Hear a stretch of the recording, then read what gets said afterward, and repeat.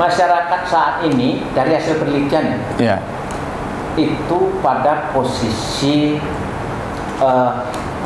ketidakpercayaan kepada figur dan juga partai politik. Kalau boleh mengambil hasil penelitian kemarin yang dilakukan tentang partai politik itu, yang benar-benar pengikut partai itu hanya 15 sampai 20% saja. Lebih banyak ada lagi 10%. Artinya yang menganggap partai politik itu akan bagus tidak besar-besar amat. Cuman malas saja berpindah partai. Kan gitu. Terus apa juga figur yang menentukan.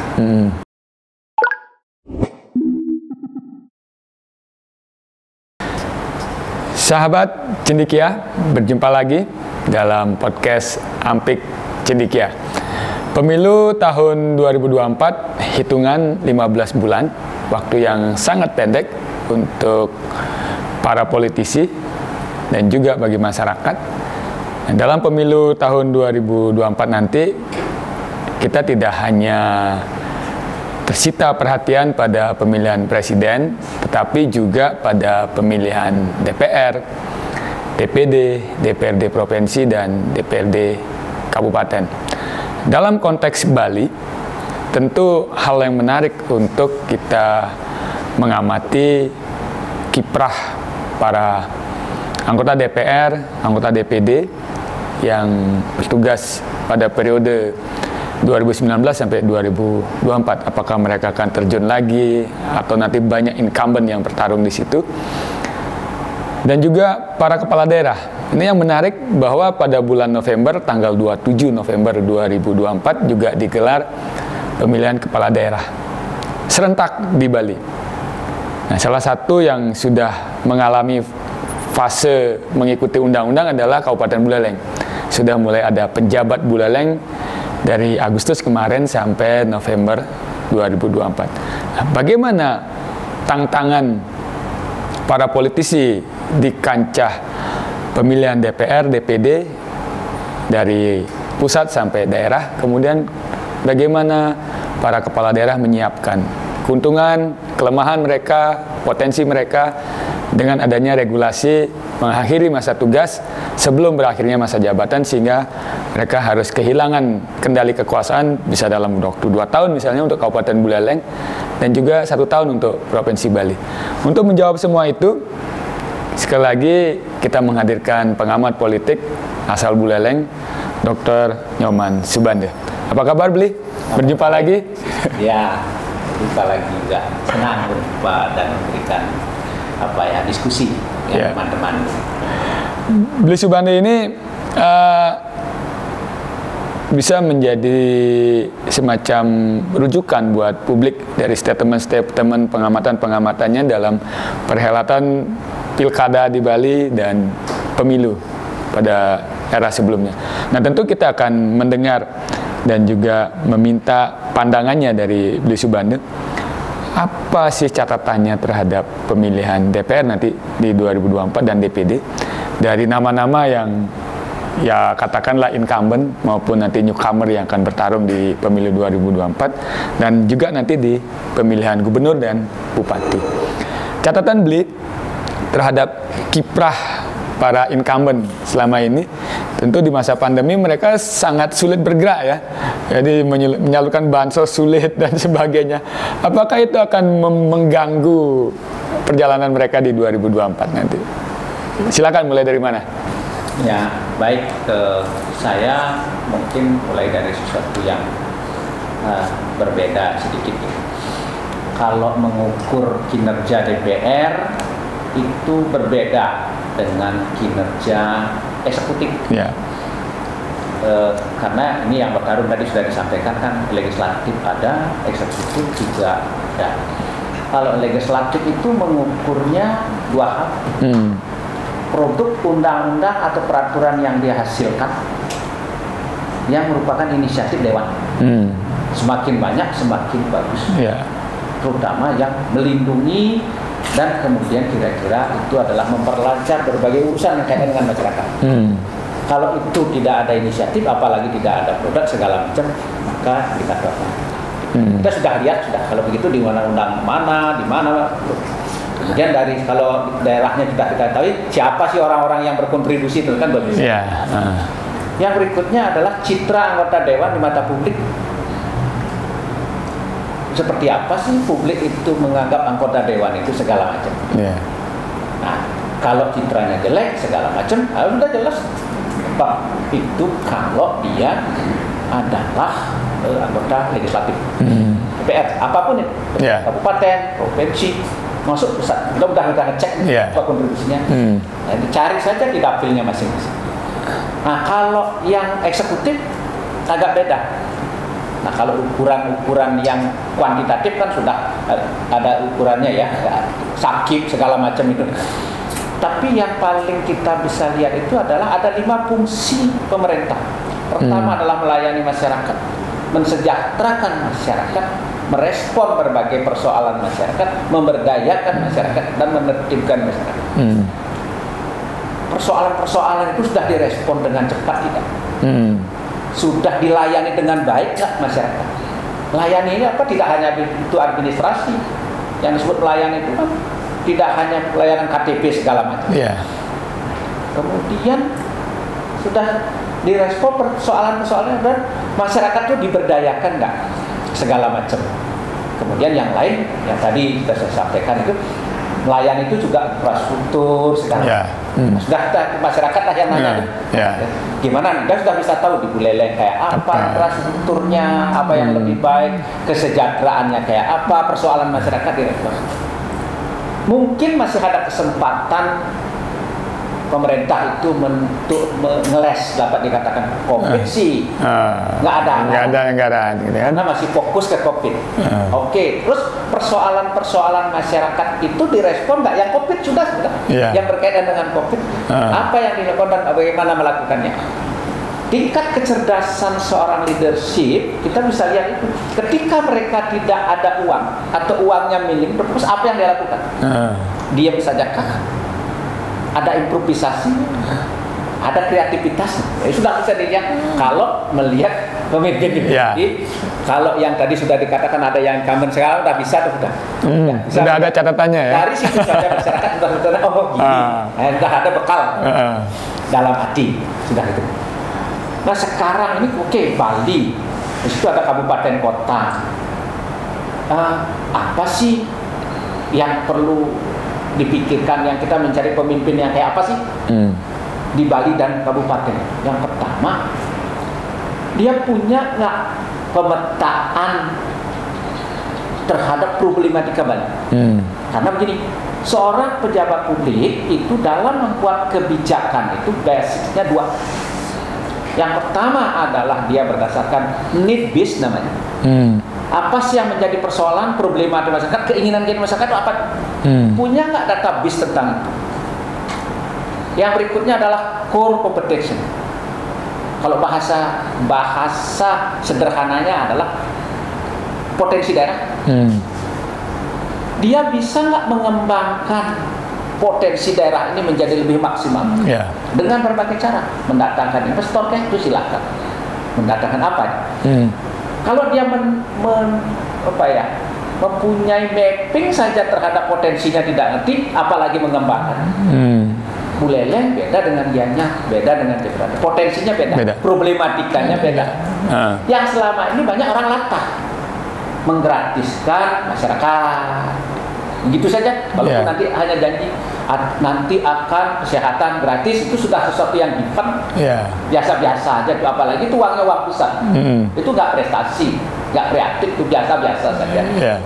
Nah sekarang dari yang miskin itu, dari daerah yang tandus itu, dari yang subur itu mau diapakan ini? Yang tandus diapakan, yang subur diapakan, lingkungan ini diapakan, itu yang disebut dengan inovasi dan kreativitas.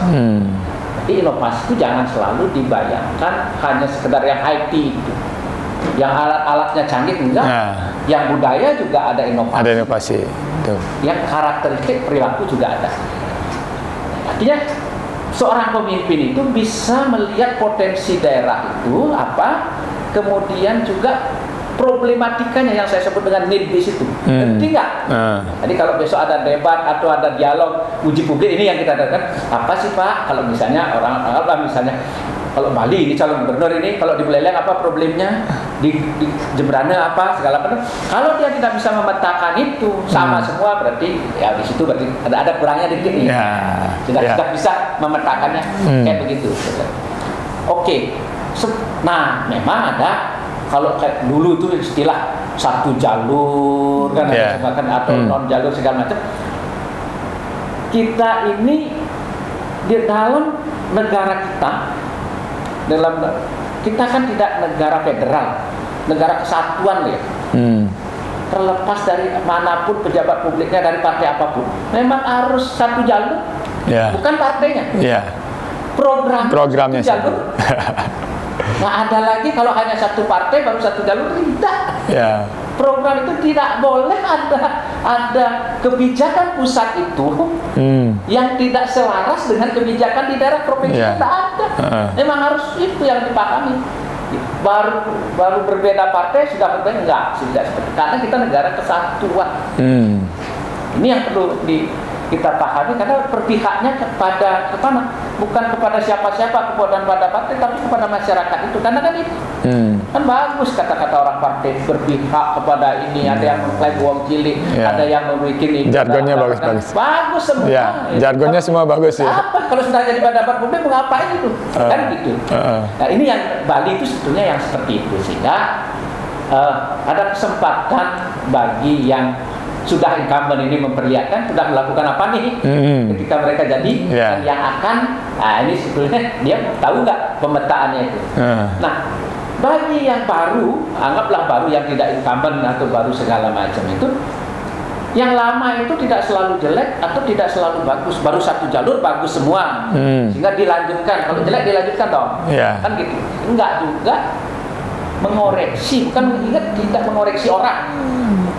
Program kebijakannya. Program ini tidak bagus, ini tidak bagus, sudah banyak borosnya, tidak bagus. Oke, kita koreksi, kita perbaiki. Kan itu sebenarnya. Oh, ini walaupun berbeda partai segala macam, ini bagus kok, berpihak pada masyarakat, manfaat masyarakat, buktinya mengatakan masyarakat. Ya sudah, kenapa tidak? Kenapa tidak sportif mengakui itu bagus? Nah, itu yang kita harapkan. Saya kira dari situ sudah kita bisa menentukan kriterianya kayak apa gitu. Oke.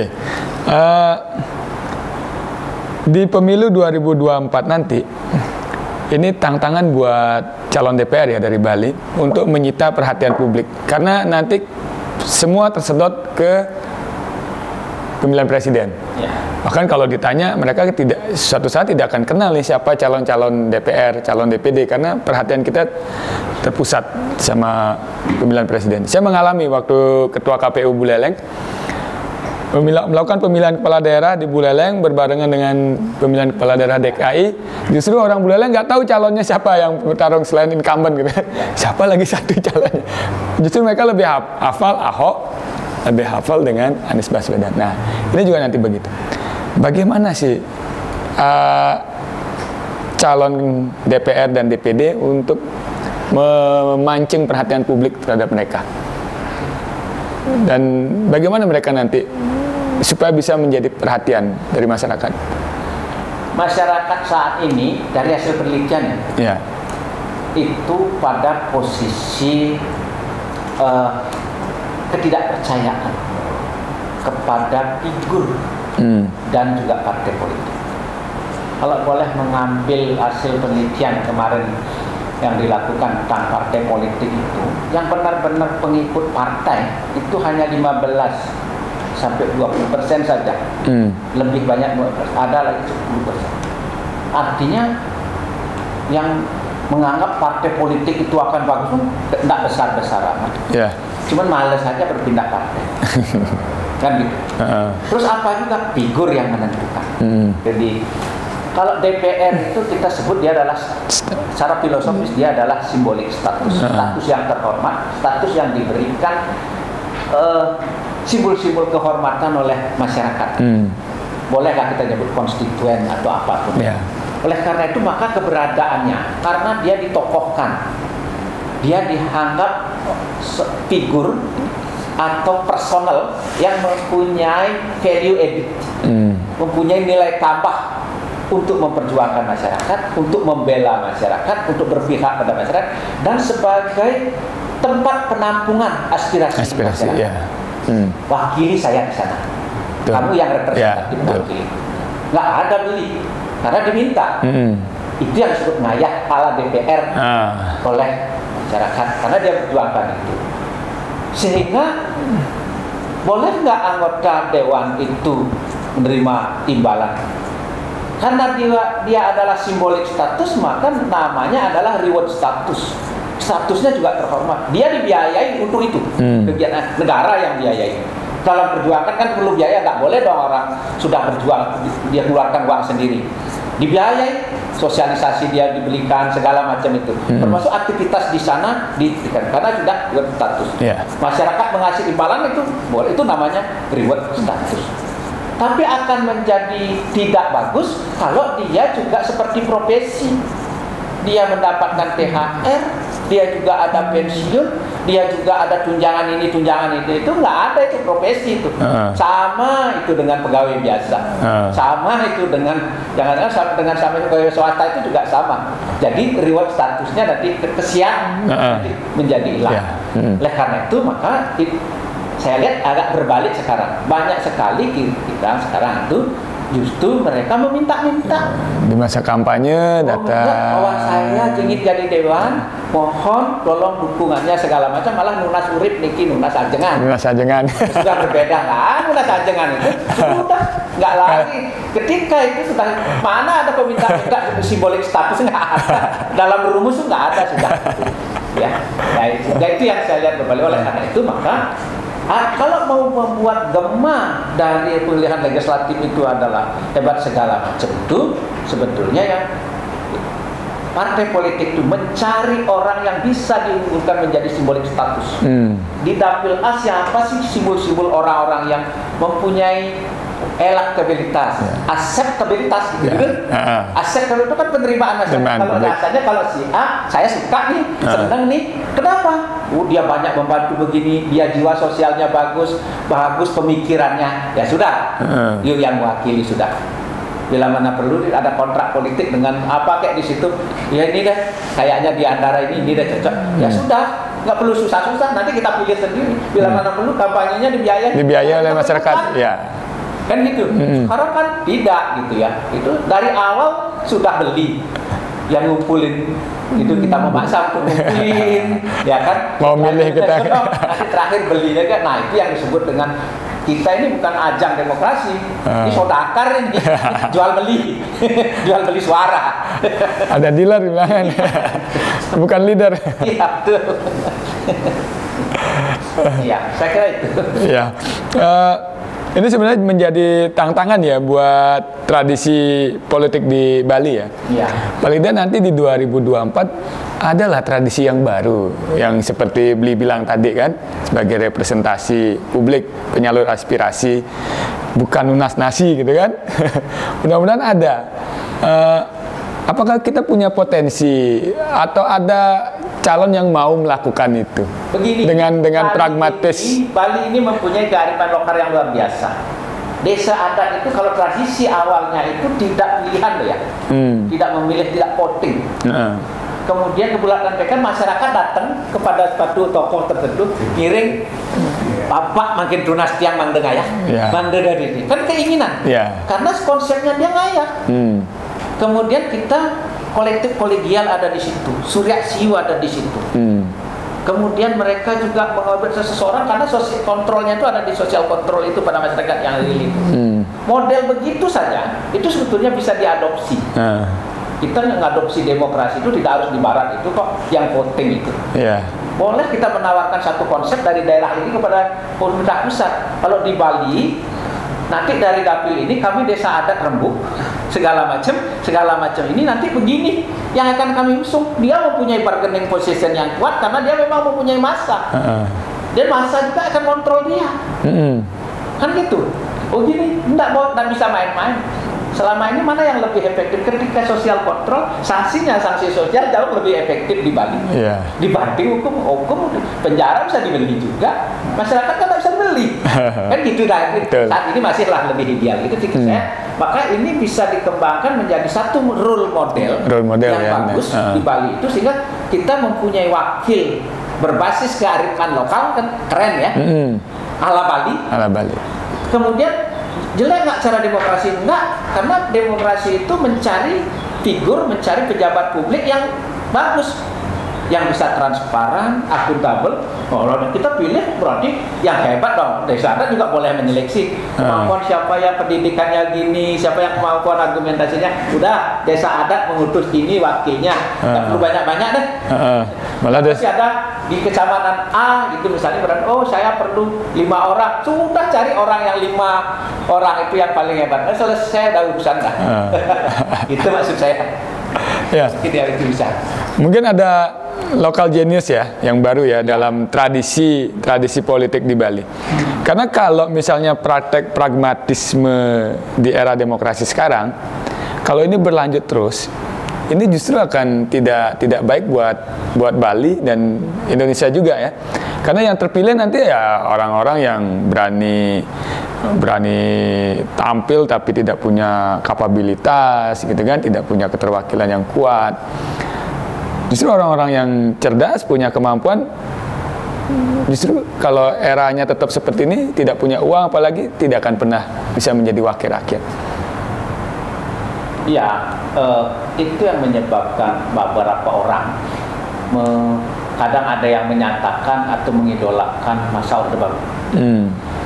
Bukan berarti Orde Baru bagus semua, tapi karena sekarang ada beberapa hal yang tidak bagus, malah cenderung jelek. Gimana itu?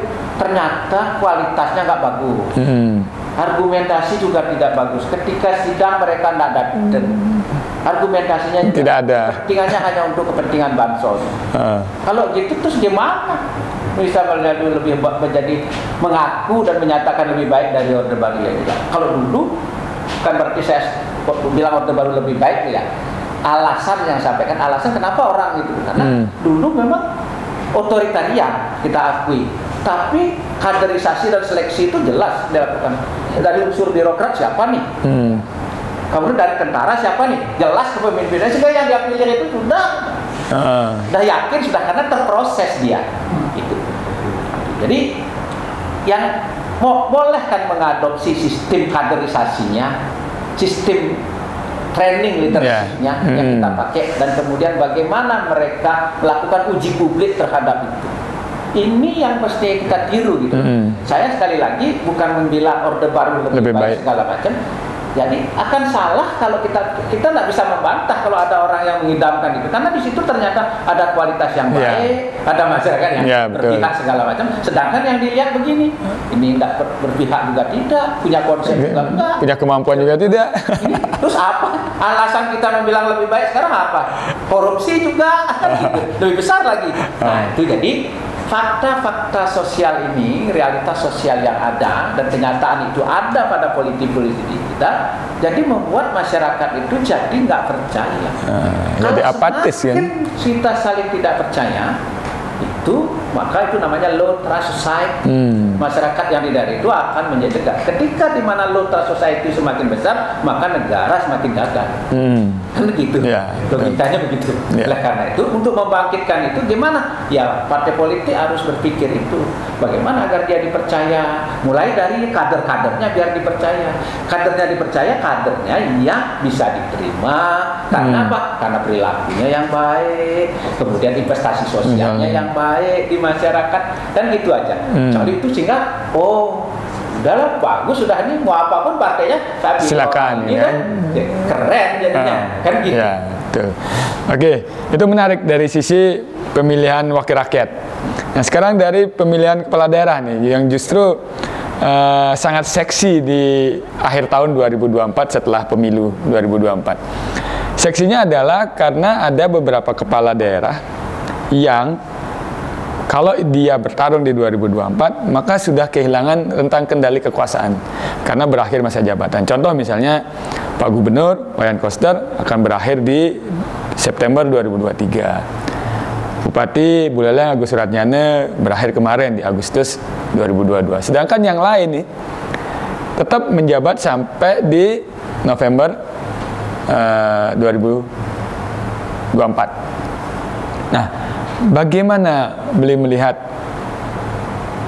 peta nanti dalam pemilihan kepala daerah gubernur dan juga bupati wali kota se-Bali dengan regulasi yang baru yang diatur dalam undang-undang pemilu? Ya, seringkali sebelum menjawab dia, seringkali kita terjebak kepada incumbent dan non-incumbent. Ketika dia maju dalam posisi menjabat berbeda dengan ketika dia sudah agak free, lama. Kita sering begitu. Karena dasar pemikiran kita dan kebiasaan kita, ketika dia incumbent dalam posisi menjabat hanya sekedar cuti sekian bulan itu saja, dia masih bisa mempergunakan instrumen kekuasaannya. Apa instrumen kekuasaannya? Itu birokrat yang bisa pegang. Orang birokrat itu nggak bisa berkutik kok. Ketika dia pegang, takut diwuh-pakiwuh paling tidak.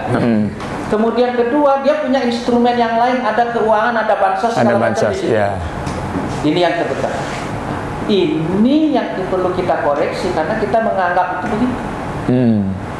Sebetulnya saya setuju dengan ini, biar ketahuan betul dia mempunyai kemampuan leadership, kemampuan bahwa ketahuan dia mempunyai akseptabilitas yang kuat. Coba kosongkan atribut itu.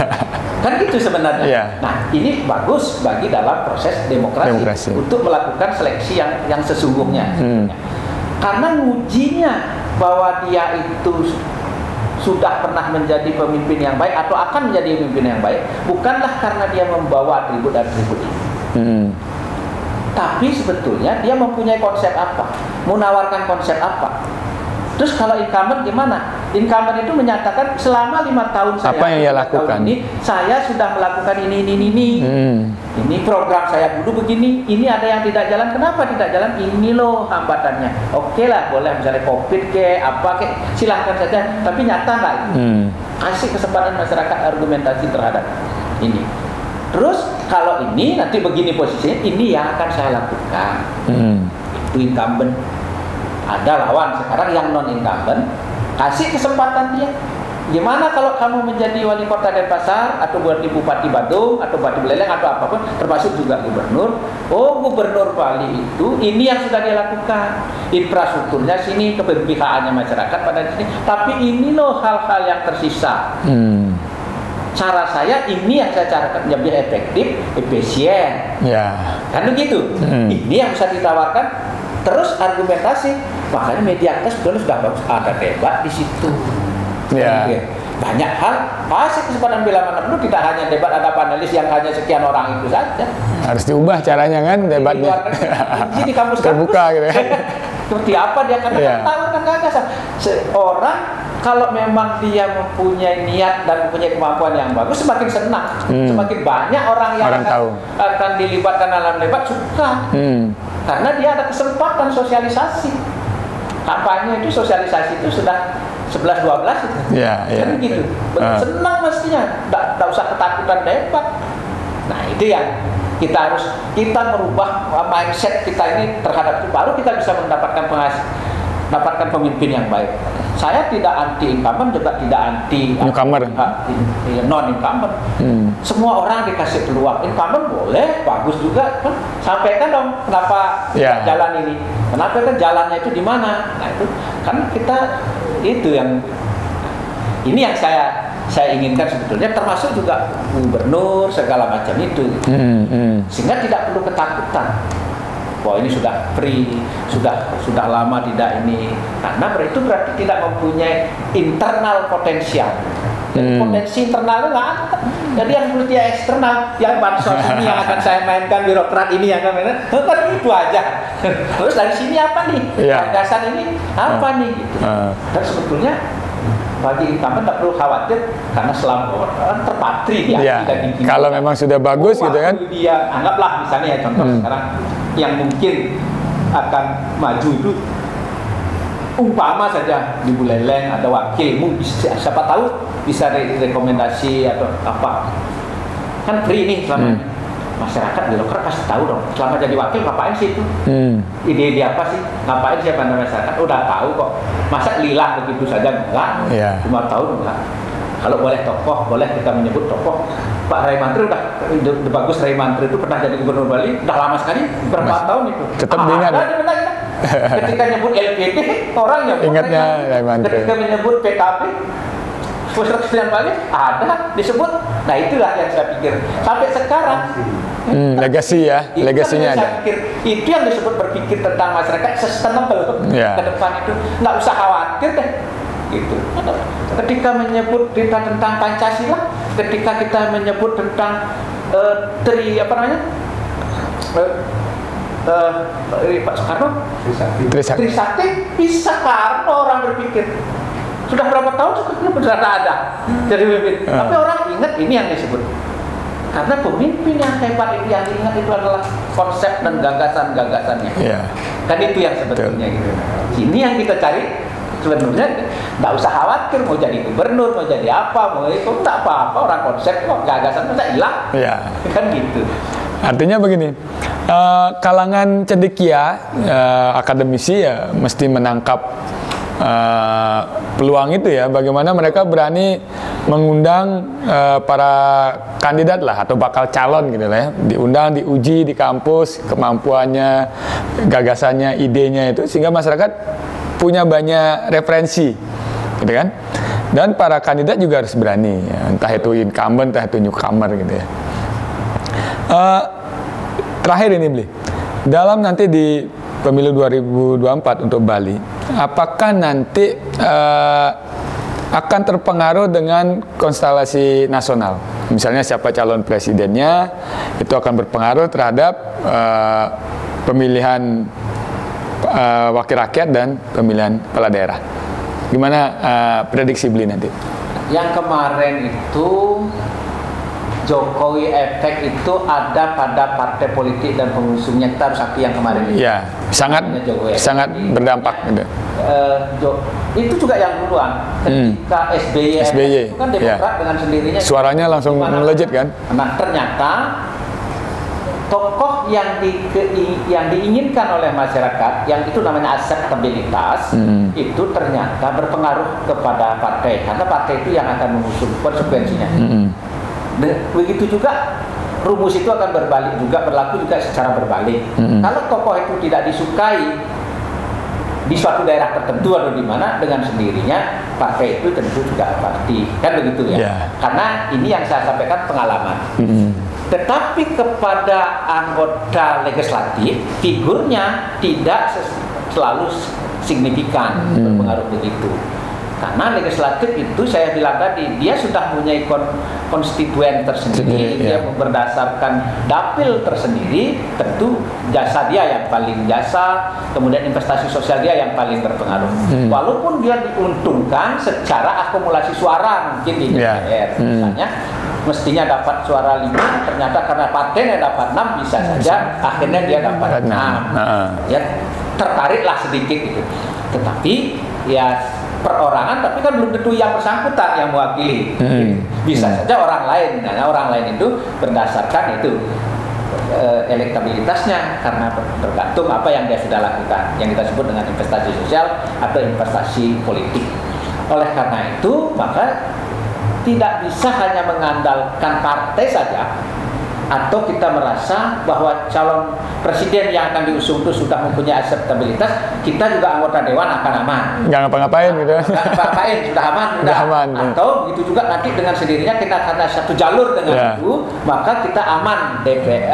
Gubernur belum tentu. Artinya kalian itu bisa menjadi kontraproduktif malah. Bisa saja itu tidak berlaku secara signifikan. Oke. Baik Bli, karena terbatas waktu, sebenarnya ini perbincangan yang menarik.